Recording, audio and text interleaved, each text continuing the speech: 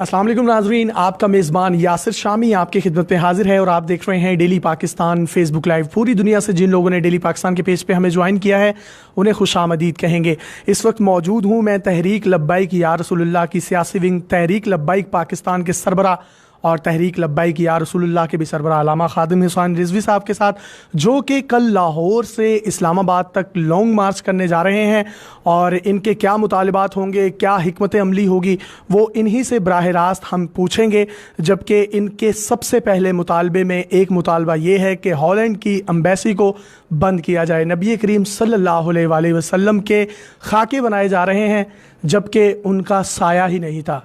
जिसका साया नहीं उसका खाका कैसे बन सकता है, और उम्मत मुसलमान का, मीडिया का इसमें ख़ुसूसी तौर पर क्या किरदार होना चाहिए था, क्या किरदार है, ये तमाम तल्ख सवालात हम इनसे पूछेंगे और इनसे ये भी आज जानने की कोशिश करेंगे कि ये इनका लॉन्ग मार्च धरने में कन्वर्ट होता हुआ दिखाई देगा या हुकूमत अगर इनको रोकती है, मुज़ाहमत करती है, इनको इस्लामाबाद तक नहीं पहुंचने देती तो फिर भी इनका एहतजाज या लॉन्ग मार्च जो होगा ये पुरअमन होगा या नहीं। अल्लामा साहब बहुत शुक्रिया। सबसे पहले जो आपसे सवाल है वो ये है कि जो खाके बनाए जा रहे हैं ये आपका मसला नहीं, ये पूरी उम्मत मुसलमान का मसला है, हमारा भी मसला है।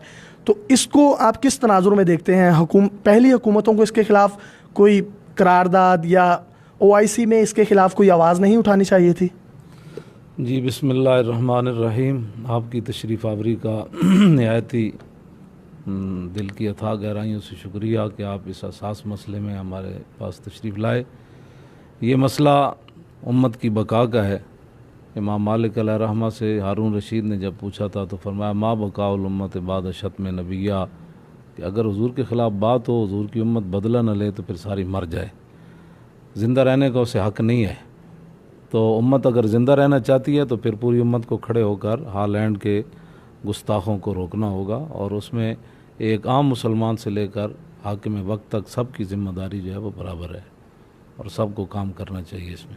अच्छा, अब बिजनेसमैन भी पैदा हो रहे हैं, फ़ौजी भी पैदा हो रहे हैं, डॉक्टर्स इंजीनियर्स भी पैदा हो रहे हैं। क्या माए नूरुद्दीन जंगी नहीं पैदा कर सकती? असाज़ा नूरुद्दीन जंगी नहीं बना सकते? जो कोई भी उठता है और नबी करीम सल्लल्लाहु अलैहि वसल्लम की शान में गुस्ताखी कर देता है, नाउज़ बिल्लाह, तो ऐसे ओछे हथकंडों से हम किस तरीके से निपट सकते हैं? कोई हिकमत अमली है आपके पास? ये जो आपने बड़ा हसास सवाल किया, ये तो यही है कि इकबाल कहता है दीन गर्दत पुख्ता बे आदाब इश्क, दीन बगीर सोबत अरबाब इश्क, कि दीन जो है वो अरबाब इश्क से जब सीखेंगे तो फिर वही नूरुद्दीन जंगी की बातें बताएंगे ना। और जब दीन आप रोटी कमाने वालों से सीखे तो वो रोटी का ही दर्स देगा ना। इकबाल कहता है खिश्तरा में हमारे अव्वल काजमी नियात हुए बत बाबच्चा शाहीन दियात, कि हमारा जो मेमार था उसने पहले ईंट ही टेढ़ी रखी है और शाहीन बच्चों को बतखों का सबक पढ़ाया कि आप इतने लंबे सफ़र करते हैं रोज़ी के लिए, तो आप सुबह गटरों के अंदर अपना मुंह डालें और वहाँ रोज़ी खाएं। इकबाल कहता है जब शाहीन बच्चे को आप बतखों वाली आदतें बताएंगे तो फिर शाहीन बच्चा जो है वो नोए सुपर को तो नहीं लाता निगाह में, तो फिर तो वो गटरों के अंदर ही फिरते रहेंगे ना सारी ज़िंदगी। तनख्वाह कहाँ से बड़ी मिलती है, 2 नंबरी कहाँ से करनी है, 2 नंबर माल कैसे बेचना है। तो वो थे कि नूरुद्दीन जंगी ने जिसको साथ रखा सलाहुद्दीन अयूबी, मरने के बाद उसके घर कफन के पैसे भी नहीं थे, मुसलमानों ने चंदा करके सलाहुद्दीन अयूबी को दफन किया। अच्छा, मुझे आप ये बताएं, क्या आपने ही सिर्फ इस चीज़ का ठेका लिया हुआ है? इतनी बड़ी बड़ी खानकाहें हैं, इतने बड़े बड़े गद्दी नशीन हैं, मौलवी हजरात है, क्या उनका खाने पीने पे ही सारा स्टेटस रहेगा, सारी तवज्जो रहेगी? निकलना है तो सिर्फ अल्लामा खादिम हुसैन रिजवी ने ही निकलना है? ये उन लोगों के बारे में भी कुछ कहें ना। ये हैं तो आप लोगों की जमात के ही ना, आपके ही तमाम पैरोकार हैं। अगर पैरोकार नहीं भी तो उनका भी एक मजहबी स्टांस है। आपने ही ठेका लिया हुआ?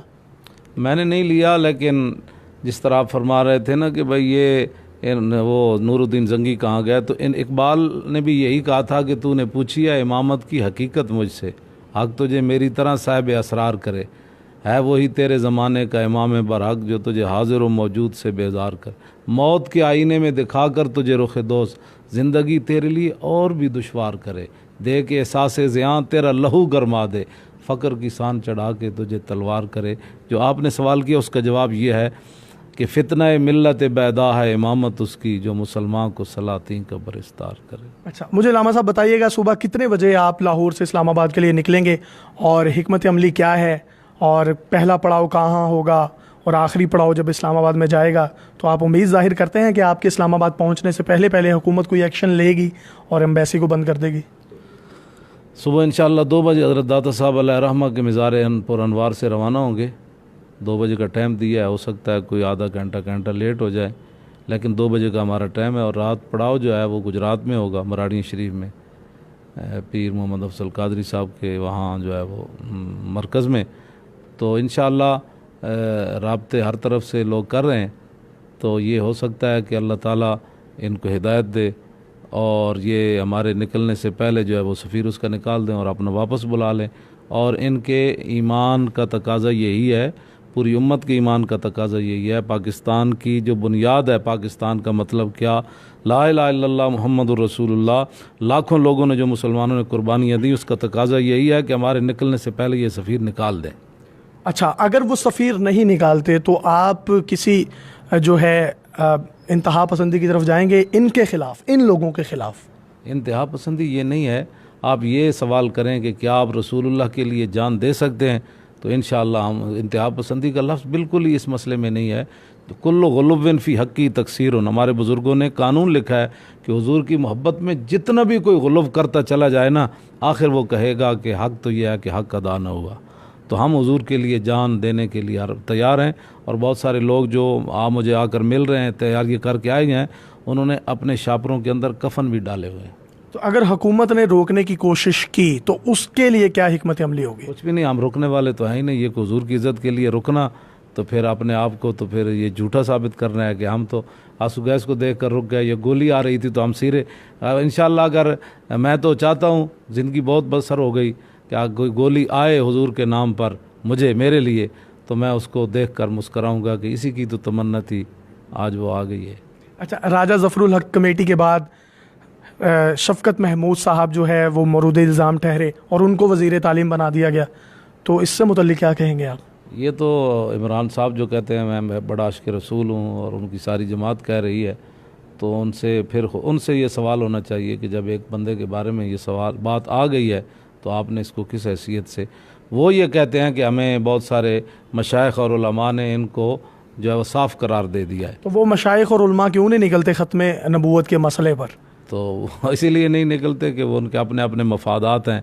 वो अगर कुव्वत फ़िरऔन की दरपर्दा मुरीद, लानत है वो कौम के हक़ में कलीमुल्लाह। तो वो कुक्कड़ खा रहे हैं तो आप भी कुक्कड़ खा लें। जी, हमने तो फिर कलमा जो पढ़ा है, तो कलमा पढ़ने के बाद तो हुज़ूर ने फरमाया मोमिन की मिसाल उस ऊँट की तरह है जिसकी नकेल उसके मालिक के हाथ। दिल दा कलमा हर कोई पढ़दा, ज़बानी कलमा हर कोई पढ़दा, तो दिल दा पढ़दा कोई हो।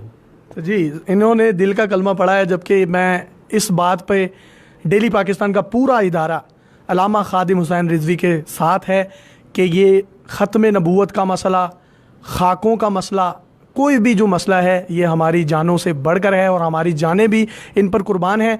बाकी सियासी पार्टियां कोई सदारती इंतखाबात में मसरूफ़ हैं, कोई ओपोजिशन की पॉलिटिक्स में मसरूफ़ है, कोई गवर्नर बनने की पॉलिटिक्स में मसरूफ़ है, लेकिन ये वो वाहिद शख्स जो चल भी नहीं सकता, मेरा कैमरा आपको दिखा सकता है, एक व्हील चेयर यूज़र है और अल्लाह के नबी ने जिससे काम लेना हो वो ले लेता है। और मुझे खुशी है कि ये शख्स जो चल नहीं सकता, इसने बड़े बड़ों की दौड़ें भी लगवा दी हैं और ये उस मसले पर दौड़ें लगवाई हैं जो हम सब के दीन का और ईमान का हिस्सा है। अल्लामा साहब, अल्लाह ताला आपको हिम्मत दे। हमारे प्लेटफॉर्म से अपने कारकुनों को या पूरे पाकिस्तान के सियासतदानों समेत आवाम को कोई पैगाम देना चाहते हैं तो आप दे सकते हैं। जी, यही पैगाम है, अल्लाह आपकी जवानियाँ सलामत रखे, आप इदारे को भी सलामत रखे।